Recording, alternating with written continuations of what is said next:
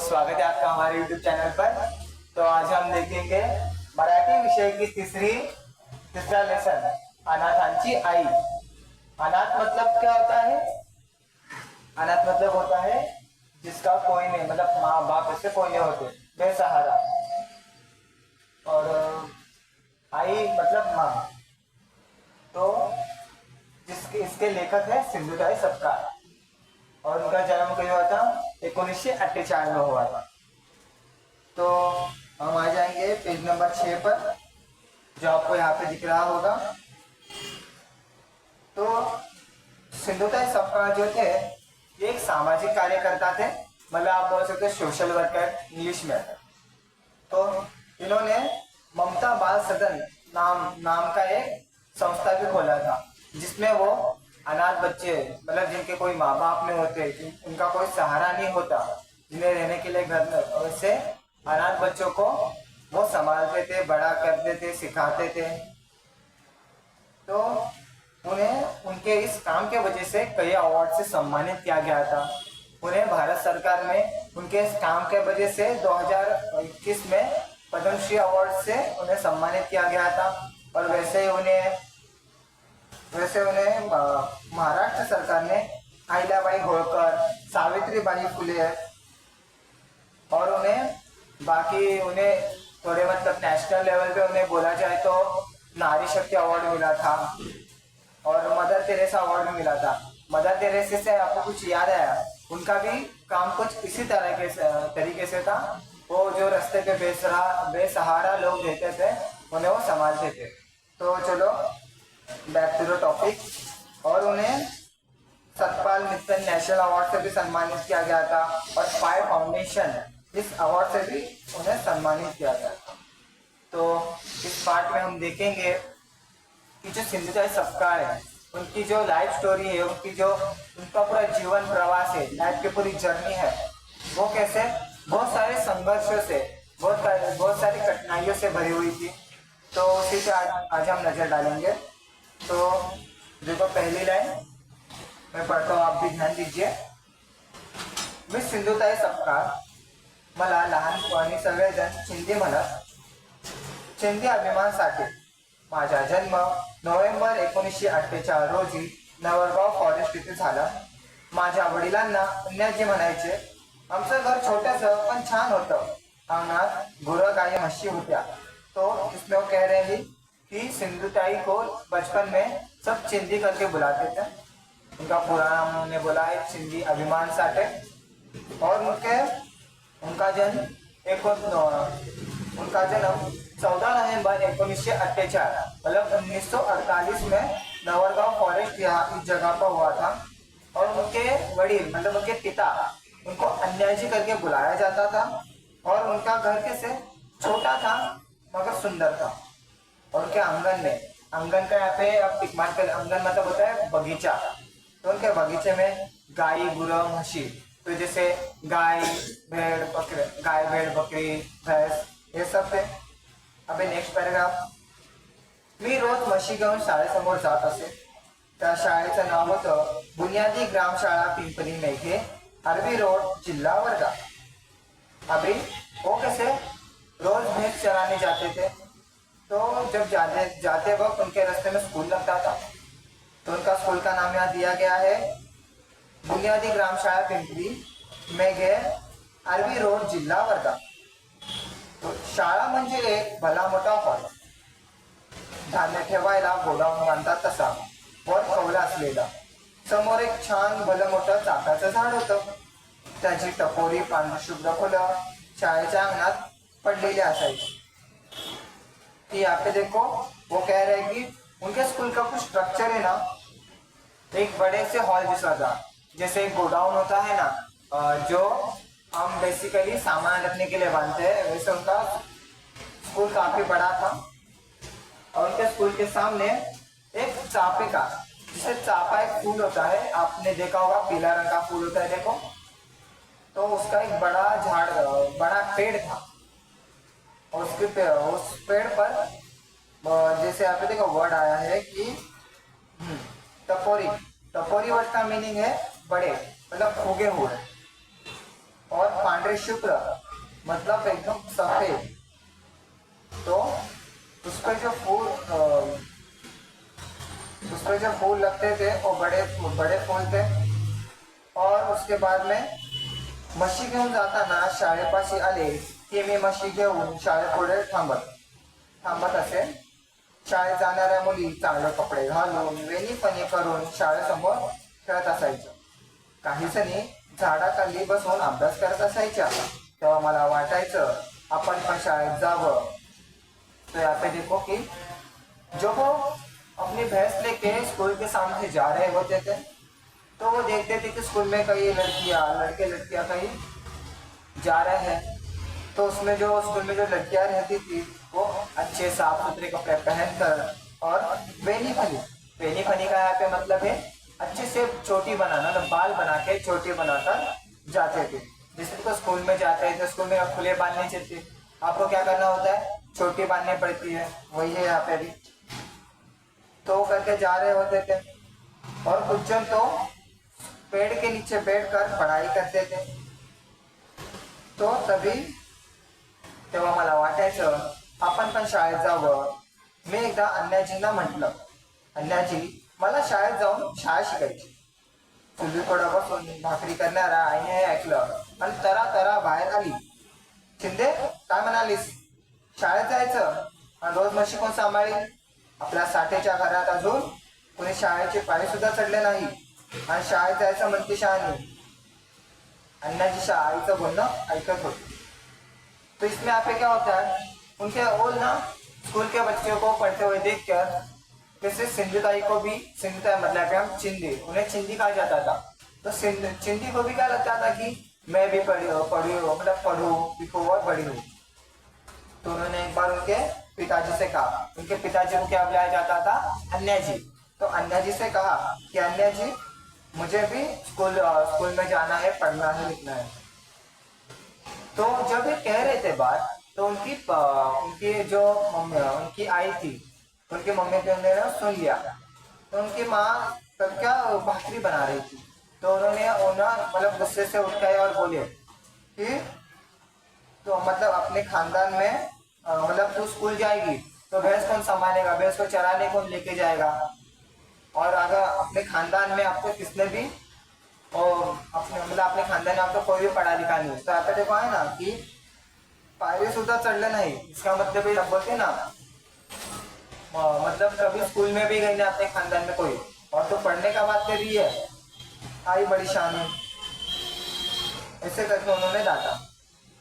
तो ये सब बात है वो उनके पापा ने सुन लिया था, पण काहीच बोलत नव्हते। पण अन्याजी काहीच बोलत नव्हते। ते रडायला लागले, पण माझं कोणी ऐकत नव्हतं। माझे वडील म्हणाले गप्प बस, त्यांनी कोणी रडलेलं आवडत नसे। माझे वडील अभिमानसाठी नावाप्रमाणेच अभिमान वाटावा असे होते। दुसरे दिवशी ते मला शाळेत घेऊन गेले आणि त्यांनी माझं नाव शाळेत घातलं।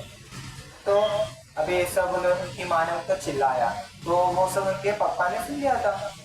तो तभी भी उनके पिताजी तो उन्होंने कुछ नहीं कहा। और बाद में जब वो अभी ये सब वैसे उनको डांटने के बाद वो सिंधु थे क्या रोने लगी। तो रोने के बाद वो रो रही थी, तो उनके पापा जी मतलब अन्या जी पास में आए और उन्होंने बोले कि चुप हो जा। और उन्होंने दूसरे दिन उसका एडमिशन स्कूल में करा दिया। और उन्होंने यहाँ पे कहा है कि मेरे पिताजी अन्या जी मतलब उनके पिताजी अभिमान साठे, उनके नाम के जैसे ही अभिमान हो ऐसे थे। अभी नेक्स्ट पैराग्राफ देखते हैं। वयाच्या 9व्या वर्षी मी या शाळेत गेले। गावातलेच वांदिले गुरुजी मुख्याध्यापक होते। पांढरे शुभ्र धोतर, त्यावर नेहरू शर्ट व डोक्यावरती पांढरी टोपी असा त्यांचा पोशाख। तो वयाच्या 9व्या वर्षी मतलब जब वो 9 साल के हुए तब उनका एडमिशन स्कूल में हो गया। और गांव में जो वांदिले गुरुजी थे वो मुख्याध्यापक थे। जो वांदिले गुरुजी है वो प्रिंसिपल थे स्कूल के। और उनका पोशाक मतलब उनका बोला जाए तो आउटर, उनका वेयर मतलब कैसे कपड़े पहनते थे आपको दिखा गया। पांढरे शुभ्र धोतर मतलब सफेद धोतर, त्यावर नेहरू शर्ट मतलब नेहरू शर्ट और डोका पांढरी टोपी। तो जैसे आप पंडित जवाहरलाल नेहरू उनका अपने कहीं कहाँ पे फोटो देखा होगा, तो उनकी कैसे कपड़े होते हैं वैसे कपडे वो पहना करते थे. वडिलांनी माहिती सांगितली. वांदेले गुरुजींनी माहिती लिहिली. अन्याची नात्यावर अंगठाट घेतला आणि माझी शाळा सुरू झाली. तो क्या तो उनके पिताजी ने उनको इन्फॉर्मेशन दे दी. वांदेले गुरुजी ने इन्फॉर्मेशन लिखी, उसका एडमिशन करा दिया और उसके बाद में अन्नाजी का अंगठा मतलब अन्य का मतलब और उसने सिग्नेचर ले लिया, अंगठा ले लिया और उनके स्कूल शुरू हो गए. शाळेत नाव घातलं तरी म्हशी सांभाळायला जावंच लागायचं. सकाळी शाळा भरायच्या वेळी मला घंटा ऐकू येत असे. मला शाळेत जावंसं वाटायचं पण जाता येत नसे. सकाळी 7 ते 1 वाजेपर्यंत व नंतर 3 ते 5:30 पर्यंत अशी 2 वेळा शाळा भरायची. तर सकाळची शाळा पण सापडत नसे. म्हशी चरायला गेलं की शाळेजवळ खालच्या बाजूला तो छोटासा डोह होता. अभी डोह मतलब बोलोगे, डोह होता मतलब छोटा पानी का तालाब होता है ना, वैसे उसका छोटा वर्जन तालाब का, मतलब छोटा सा डबका बोल सकते हो जहाँ पे पानी जमा हो. डोह होता, त्यात म्हशी दुम्बत बसत. अभी दुम्बत मतलब उसमें दुब के बैठ जाते थे. ठीक है. आगे मग मी 1-2 तास निवांत होतो. तेव्हा शाळेचा राहिले अर्धा वेळ मी पाटीचा फुटका तुकडा घेऊन, पाटी मतलब बोलते स्लेट, तो उसका फुटका मतलब टूटा हुआ टुकड़ा लेकर फटा हुआ पुस्तक घेऊन शाळेत जात असे. शाळा भरलेलीच असेल आणि काही मुलं मोठमोठ्याने 1-2 असे पाढे सुरात म्हणत असे. 3-4 वांदिले गुरुजी शिकवत, तर 1-2 कांबळे गुरुजी शिकवतात. 4 कोपऱ्यात 4 वर्ग अशी रचना. तो अभी हमने देखा कि जो चिंदी है उसका एडमिशन हो गया है स्कूल में. एडमिशन होने के बाद भी उसको क्या है, उसके भैंस पालने से फुर्सत नहीं, उसे उसका काम करना पड़ता था. तो जब वो उसके ना मतलब उनका स्कूल का टाइम क्या था, सुबह 7 से 1 और दूसरा पीरियड होता था उनका 3 से 5:30 मतलब 5:30. ठीक है. तो उसमें उन्हें सुबह जाने नहीं मिलता था क्योंकि क्या उन्हें भैंस पालनी होती थी. तो जब वहाँ पे और एक मतलब एक बोलते ना छोटे से डो है ना, डो में जब उनके भैंसे नहा रही होती थी तब उन्हें 2 घंटे का समय मिलता था. तो चिंदी उसमें क्या करती थी, वो आ जाती थी स्कूल में अपनी पार्टी लेकर. तो जब वो स्कूल में आती थी तो उन्होंने कहा देखो कि जो बच्चे लोग हैं बड़े बड़े आवाज में एक से मतलब पाड़े कह रहे, जैसे पे के पे दूनी 4 ऐसा मतलब पाड़े होते ना, वैसे बोल रहे होते थे. और पहली और उसने कहा कि 3री और 4थी इस दोनों वर्ग को वांदिली गुरुजी सिखाते थे और 1ली और 2री को कांबळे गुरुजी सिखाते थे. तो हमें बात याद रखनी कि वांदिले गुरुजी मुख्याध्यापक भी थे. ठीक है. तो आगे देखते हैं. मी वर्गात गेले की मुलं मुली म्हणत, गुरुजी चिंदी आता शाळेत आली बघा. वांदिले गुरुजी माझ्याकडे रागाने बघत, पण कांबळे गुरुजींची आश्वासक डोळे मला न बोलता सांगत, ये बस वाटता. तो यहाँ पे क्या होता था, अभी देखो मतलब वो लेट आते थे ना, और जैसे लेट आए तो क्या लोग कैसे चिढ़ाते थे कि गुरुजी देखो ये चिंदी अभी वर्ग में अभी आई है क्लास में. तो उससे क्या होता था, जो टीचर भी उससे मतलब टीचर की नजर जाती थी, टीचर भी गुस्सा होते थे कि क्या है रोज ही लेट आ रही है. तो वैसे होता था. पर क्या कांबळे गुरुजी जो उनके क्लास टीचर थे वो उस पर गुस्सा नहीं होते थे क्योंकि उनको उनकी सिचुएशन बताती कि मतलब इसको भैंस भी पालना होता है, स्कूल में भी आना होता है, इसलिए तो वो उसे बोलते थे, मतलब उन्हें आपस से इशारा करके कहते थे कि आजा घरच्या तुम्ही. अभी देखते हैं. माझ्यावर त्यांनी खूप माया केली. मी शाळेत उशिरा गेले तरी ते रागवत नसत. त्यांची उबदार माया नसती तर मी जी थोडीफार शिकली तेवढी शाळा शिकू शकले नाही. तो अभी दूसरे पेज पे आ जाते हैं, पेज नंबर 7. तो पेज नंबर 7 आपने खोला. तो आपको दिख रहा होगा यहाँ पे पेज नंबर 7। तो देखते हैं कि वो क्या कहते हैं कि जो कांबळे गुरुजी थे उन्हें सपोर्ट करते थे, और उन्हें, क्योंकि कांबळे गुरुजी को उसकी कंडीशन बताती कि उसे भैंस भी पालनी पड़ती है, इसलिए सपोर्ट करते थे, उसे पढ़ाते लिखाते। तो वो ये कह रहे हैं कि जब कांबळे गुरुजी ने अगर मुझे उसे छूट नहीं दी होती तो मैं जितनी अब तक अभी सीखी हूँ उतनी भी नहीं सीख पाती। तो अभी देखते हैं, आयुष्याच्या वैरान वाळवंटात जशी सावली असावी तशी मला गुरुजींची माया वाटायची। गुरुजी काठीवर ग म असं लिहून दे, परत परत लिहायला सांगत। ते विचारत, तू जेवलीस का? मला काय बोलावं ते कळत नसे। तो क्या वो कह रहे हैं कि गुरुजी, जो कांबळे गुरुजी थे, उन्होंने मतलब उन्होंने कैसे, तो उनको बहुत सपोर्ट किया। उनके मतलब कहीं उन स्कूल में कभी टाइम पर नहीं आते थे, तभी उन्होंने उनको पढ़ाया सिखाया, और उन्हें वो मतलब उन पे ना ज़्यादा ध्यान देते थे। जैसे होता है ना अपने स्कूल में कि किसी को कुछ नहीं आ रहा होगा तो टीचर्स पे ज़्यादा ध्यान देते हैं, उन ज़्यादा सपोर्ट करते हैं, वैसे कुछ। अभी आगे तो जब टीचर उनसे पूछते थे कि तुम खाना खाई, तू जेवलीस का, तब चिंदी को क्या बोलूं कुछ समझ नहीं आता था। क्योंकि क्या होता था कि वो कैसे भैंस पालने आती थी और उसमें से उसे 2 घंटा समय मिलता था, तब वो यहाँ आती थी। तो उसमें क्या होता था कि ना टिफिन ले सकते थे ना कुछ, उसमें क्या उन्हें ऐसे आना भूखा आना पड़ता था। तो आगे देखते हैं नेक्स्ट पैराग्राफ, ध्यान दीजिए। शाळेची घंटा झाली की सर्व मुले मुली जेवायला बसले।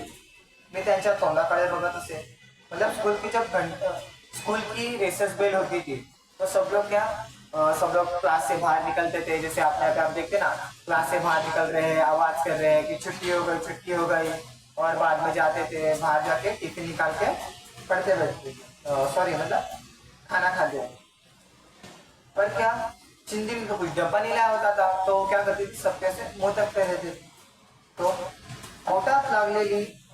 पोटात भूक लागलेली असे मुले मुली जेवण करून खेळायला गेल्या की मी लाडूचा तुकडा, गुळाचा खडा, जिलेबीचा तुकडा माझे घेऊन फुलात उचलून ठेवत असे। सर्वांना वाटायचं मी चाफ्याची फुलं गोळा करतो, पण त्या फुलातला माती लागलेला तो अन्नाचा कण चाफाच्या सुगंधाने चवदार व गोड असायचा। त्यावर थोडक्यात पाणी पिऊन मी वर्गात बसायचे। तो यहाँ पे क्या होता था कि चिंदी तो डब्बा नहीं लाया होता था, तो सारे स्टूडेंट जब खा पी के खेलने जाते थे तो चिंदी क्या करती थी, जो उनका खाया हुआ कुछ नीचे गिरता था जमीन पर, जैसे कि किसी लड्डू का कोई टुकड़ा पड़ा हो, या गुड़ होता है गुड़ का कोई मतलब जैसा खड़ा पड़ा हो, या कभी जलेबी का टुकड़ा हो गया, या कोई चपाती का टुकड़ा हो, मतलब वो टुकड़ा वो क्या करते थे। और जैसे कि हमने पहले देखा था कि ना उनके स्कूल के सामने एक चापा फूल का पेड़ था, तो वो क्या करते थे, एक फूल तोड़ती थी और वो फूल में एक एक करने से जमा करती। तो अभी और वो जब जमा करती थी तो क्या वो बाद में खा लेते थे, उसके ऊपर घोट भर पानी मतलब 1-2 ग्लास का पानी पी लेते। कधी कधी म्हशीमुळे दिवस शाळेत जाता येत नसे। आमच्या चिखलदऱ्यात भराडी नावाची एक वनस्पती येते। चांगल्या तळाचा एवढा मोठा पान असतं, त्याच्या खाली एक काटा असतो। त्या भराडीचा काटा हे माझा पेन व भराडीचं पान हा माझा कागद। म्हशी मागे जात जात आ इ ई ओ अशी अक्षरे लिहून मी शिकू लागले। असं निसर्गाच्या सोबतीनं लिहिलं म्हणून शिकलेलं कधी विसरण्यात आलं नाही। तो क्या कह रहे हैं कि वो स्कूल कब आते थे, जब भैंस उनके नहाने जाते। तो ऐसा जरूरी नहीं कि हर वही फिक्स समय पे भैंस नहाने ही जाए। जैसे उनके मूड पे होता था ना, तो कैसे भैंस कभी कभार नहीं जाते थे, तो उन्हें तब स्कूल नहीं जाने मिलता था। जब उन्हें स्कूल नहीं जाने मिलता था तो वो उनके यहाँ पे एक वनस्पति मिलती थी। वनस्पति मतलब पेड़ होता था, भराड़ी नाम का। उसका जो पत्ता होता है ना, वो काफी बड़ा पत्ता, मतलब अपना जो हाथ होता है ना, हाथ का पंजा उतना लंबा उसका पत्ता होता था, और उसके पत्ते के नीचे कांटे होते थे। और जो काटा होता था वो कह रहे हैं कि जो पन्ना है उसका पेज बन जाता था और जो काटा है उनका पेन बन जाता था। और भैंस के पीछे जाते जाते जो गुरुजी ने सिखाया है, जो उनने सिखाया, मतलब आपको जो उसने सिखाया वो रिवाइज करते रहते थे आगे। अच्छी हाफ टाइम शाळा करीब करीब मैं चौथीला आला, तो अभी इसने यहाँ पे उन्होंने इस पूरे को हाफ टाइम शाळा कहा गया है। हाफ टाइम शाळा क्यों? क्योंकि उन्हें सुबह तो आने नहीं मिलता था और जो भी आते थे वो दोपहर में आ जाते थे 3 से 5:30 बजे, और वो भी कभी कभी नहीं आ पाते थे, इसलिए उन्हें हाफ टाइम शाळा उन्होंने कहा है। मी चौथीपर्यंत गेले, मतलब हाफ टाइम स्कूल से पढ़ते पढ़ते वो चौथीला गए। गोखरीला केंद्र शाळा का काय होती, तिथे चौथीची परीक्षा होती। मी पास झाले। शाळेत रिझल्ट आणायला गेले तर वांदिले गुरुजी म्हटले, चिंदे तू पास झालीस, आता चिंदी नावाची चिमणी उडून जा। मी तो कागद घेऊन बाहेर पडले, पण पुन्हा पुन्हा वळून शाळेकडे पाहत होते। त्या भिंतीवर चुन्याची लिहिलेली बुनियादी ग्रामशाळा पिंपरी मेघे ही अक्षरे उसट उसट होती। त्यावरची शाई आसवाच्या त्या पाण्यात कागद भर पसरत होती। अशी माझी शाळा। तो यहाँ पे कैसे कि वो ऐसे हाफ टाइम स्कूल करते करते चौथी तक आ गए। अब चौथी में कैसे उन्हें दूसरे स्कूल में, मतलब के अंदर बोर्ड होता था, तो उसके उन्हें दूसरे स्कूल में जाके पेपर देना होता था। उन्होंने पेपर दिया, वो पास भी हो गए। जब रिजल्ट लेने का समय आया तो वो जब जा रहे थे तो जो वांदिले गुरुजी थे, अभी वांदिले गुरुजी कौन थे? तो वो थे मुख्याध्यापक। उनके क्लास टीचर का नाम क्या था? कांबळे गुरुजी। तो जो वांदिले गुरुजी थे तो उन्होंने कहा कि चिंदे तू पास झाली, चिंदे तू पास हो, अभी चिंदी नाम की चिड़िया आसमान में उड़ जाए, मतलब स्कूल से निकल जाए, ऐसा उन्होंने कहा था। और अभी जब उन्होंने क्या रिजल्ट लिया, उनसे थोड़ा बातचीत हुआ, रिजल्ट लिया और बाहर आ गए। और जब वो बाहर आ रहे थे तो उन्होंने देखा कि उन्होंने अपने स्कूल तरफ देखा, तो क्या वो जो दीवार पर जो उनके लिखा था ना स्कूल का नाम, बुनियादी ग्राम शाळा पिंपरी में थे, वो कैसे कुसट हो रहा था, मतलब धुंधला होता जा रहा था। अभी आप भी देखो, अभी आपका स्कूल में का लास्ट ईयर, लास्ट आपका भी स्कूल में है साल, उसके बाद क्या आप भी स्कूल से निकल जाओगे, आपका भी नया जर्नी स्टार्ट होगा, कॉलेज जाओगे, तो आप भी अभी भी आपका भी क्या स्टैंड अप होगा, तो आपको भी देखो ऐसा फील होगा कि मतलब इतने 10 साल जिस स्कूल में पढ़े हो, स्कूल से अभी बाहर जाना बुरा लगता है, मतलब हमें भी अंदर से किससे हम इमोशनल हो जाते हैं। तो वैसे ही यहाँ पे चिंदे भी काफी इमोशनल हो गई है कि अभी उसको स्कूल छूट गया है, अभी उसको स्कूल से जाना पड़ता है वैसे। तो आगे माझं लग्न झाल्यावर सासरी माझा छळ होण्याची जी कारण होती त्यापैकी एक कारण म्हणजे माझी शुद्ध भाषा, दुसरं कारण म्हणजे माझं वाचन। माझ्या सासरी शिक्षणाचा गंधही नव्हता। सासरीचे लोक अशिक्षित अक्षर शत्रु। अभी अशिक्षित मतलब जो पढ़े लिखे नहीं है, और अक्षर शत्रु मतलब जिन्हें पढ़ने से नफरत, ठीक है। तो त्यांना काहीही वाचता येत नसल्यामुळे त्यांच्यासमोर मी वाचायला कागद घेतला की त्यांच्या कपाळावर आठे पडायचे। यहाँ पे क्या उनका मतलब सिंधुताई का जब शादी हुआ, उनके ससुराल में जो उनके ऊपर अत्याचार होता था, उनका छल होता था, उसका वो कहती थी उसका जो दो मेन रीजन थे उसमें से दो थे कि उनकी शुद्ध भाषा। अभी देखो आप पढ़ते लिखते हो तो आपको पता होता है कि कौन सा वर्ड किस तरह से प्रोनाउंस किया जाता है और इसका मतलब क्या होता है। तो आपकी क्या भाषा, अपने बोलने का लहजा एकदम शुद्ध हो जाता है, एकदम परफेक्ट हो जाता है। तो उनके वो कैसे शुद्ध बोलते थे। और दूसरा मतलब उनका पढ़ना, उनको पढ़ने भी आता था। तो क्या होता था, उनके ससुराल में कोई भी पढ़ा लिखा नहीं था, उनको पढ़ने से नफरत थी।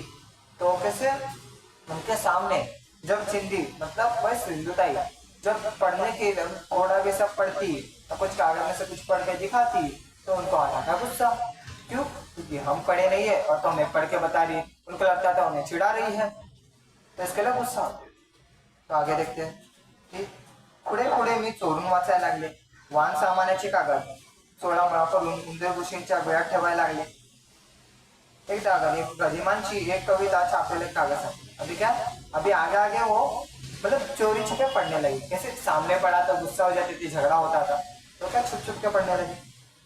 आगे वाहन सामानाचे, मतलब देखो हम देखो जब हम बाहर से सामान लाते हैं, प्लास्टिक तो अभी निकला है वैसे, मतलब हर जगह प्लास्टिक अभी मिलता है, पहले कैसे कागज में मिलता था। तो कागज जो होता था उसमें कुछ कभी कभी पढ़ने के लिए कुछ आ जाता था, तो वो कैसे वो कागज चौड़ा हुआ, मतलब घड़ी डाल के ऐसे स्क्विच करके वो बिल में छुपा देते थे। किसे? चूहे के बिल में हो गया, वैसे छुपा देते थे। तो अभी आगे देखते हैं की ना, ऐसे कागद में उन्हें एक बार गदिमांची कविता छापलेला कागद सापडला। तो गदिम एक कवी है, और उसमें लिखा था, माऊलीच्या दुग्धापरी आले मुग्नाचं तुषार, भुकेजल्या तानासमोर तोंड पसरी शिवार। तो मी वाचनाची भुकेली होतेच, मतलब उनको पढ़ने की चाह तो थी, पढ़ने की तड़प तो थी। गदिमांच्या यावेळी मला भूमी घात होता। त्या दिवशी घरात बरीच गर्दी होती, त्यामुळे घरासमोर दूर जाऊन एका मोठ्या दरात मतलब बिळात अभी बिल में तो कागज ठेवला, मात्र हाताला मुंगूस चावला। तो क्या? उनको पढ़ने की तो चाह थी, पढ़ने की तो तड़प थी, और इन्होंने जो दो लाइन थे, वो दो लाइन पढ़ने से उनके मन में पढ़ने की तड़प और बढ़ गई। पर उस दिन उस दिन क्या हुआ कि ना उनके घर में ना बहुत ही गर्दी थी। तो उन्होंने क्या किया, उनके घर के बाजू में ही एक बड़ा सा बिल था, जो कि था मुंगूस का। मुंगूस मतलब जानते हैं, नेवला, हमारा हिंदी में से नेवला कहा जाता है, जो सांप का दुश्मन माना जाता है। हाँ, तो उसका बिल था, तो उन्होंने वो बिल में छुपा दिया, क्योंकि घर में तो नहीं छुपा सकते, गर्दी घर में कोई देख लेगा, तो उन्होंने बाहर छुपा दिया। तो कवितेतील मुग्नाच्या तुषारावर माझ्या रक्ताची धार सुरू झाली, जणू माझ्या अडचणीला माझ्या ज्ञान तुष्णतेचा अभिषेक। तो क्या, जहाँ पे मुगनाचा तुषार लिखा था ना, तो वहाँ पे उनको मुंगूस ने काट लिया था वो बिल में हाथ डालते वक्त। तो उसके वहाँ पे उनका मतलब खून के ड्रॉप्स गिर गए, बूंदे गिर गए। तो वो कह रहे हैं कि वो जब मेरे जो खून की बूंदे वो कागज पर गिरी, जैसे कि मेरा अभिषेक, मैंने उस पेज का अभिषेक कर दिया हो, और ज्ञान तुष्णेचा अभिषेक, मतलब उनको जो ज्ञान इकट्ठा करने का, मतलब बोलते ना इंफॉर्मेशन जानने का, पढ़ने का जो शौक था, जो उनके मन में जो इच्छा थी, वो पड़ गई। मला वाचण्याची इतकी आतून ओढ का असावी? मी का प्रवाहाच्या उलट वाहत असल्यामुळे मला हा त्रास होतो? मी प्रवाहात झोकून दिला नाही स्वतःला, मला सापडलेली शिक्षणाची अनोखी पावलवाट तेच काळत रक्त मंबाळ होत मी चालत राहिले। तो वो क्या कहते हैं कि ना, वो जो दो लाइन पढ़ के उनके अंदर मोटिवेशन आ गया, वो मोटिवेट हो गए और पढ़ने के लिए। तो वो सोचते हैं, मतलब उनके मन में ऐसे विचार चल रहे होते हैं कि अरे, मतलब मैं क्या प्रवाह के विरुद्ध, मतलब मैं पूरे जो उस समय समाज कैसे चल रहा था कि मतलब लड़कियों को नहीं पढ़ाया जाता था, और प्रवाह के विरुद्ध वो पढ़ना चाहते थे। तो वही कह रहे कि मैं ऐसे प्रवाह के विरुद्ध मतलब पढ़ना चाहती हूँ, क्या इसके लिए मुझे इतने दुख सहने पड़ रहे हैं, संकट सहना पड़ रहा है क्या, इसीलिए मेरा इतना सारा कष्ट है, इतना सारा संघर्ष है, ऐसा कह रहे हैं। उन्हें जो मतलब इन लोगों से एक अलग उनको रास्ता मिला कि मैं पढ़ने लिखने का। तो आगे, एका रात्री घरच्यांनी घराबाहेर काढलं, गाव बाहेर पाठवून दिलं, मी एकटी बाई, जवळ एक लहान ताने बाळ। मी खऱ्या अर्थाने तेव्हा अनाथ झाले होते, मला माझ्यातली त्रिशक्ती जागृत झाली, मी अनाथ झाले, तरी रडून चालणार नव्हतं, काय करावं ते मला कळत नव्हतं, पण निश्चयानं ठरवलं, निर्धार केला, आपण अनाथ राहायचं नाही तर स्वरात राहायचं, पुढे मला अनेक अनाथांची आई व्हायचं। वो क्या बोलते, एक रात उसे झगड़े में उन्हें घर से बाहर निकाला गया, और वो उसे क्या, वो ना तब अकेले थे, उनके पास एक छोटा बच्चा था, और उन्हें तब वो बोलते कि तब वो असली मतलब वो तभी असल इससे वो हो गए, अनाथ हो चुके थे। तो उनके अंदर की जब वो मोटिवेट हुए और उन्होंने सोचा कि अभी हम रोक के काम नहीं चलेगा, अभी मुझे आगे देखना होगा, और मुझे अभी अनाथ नहीं, अनाथ मतलब क्या, किसका कोई नहीं होता, और स्वनाथ मतलब खुद का ही खुद देख लेना, खुद की परवरिश खुद करना, खुद संभाल लेना सबका।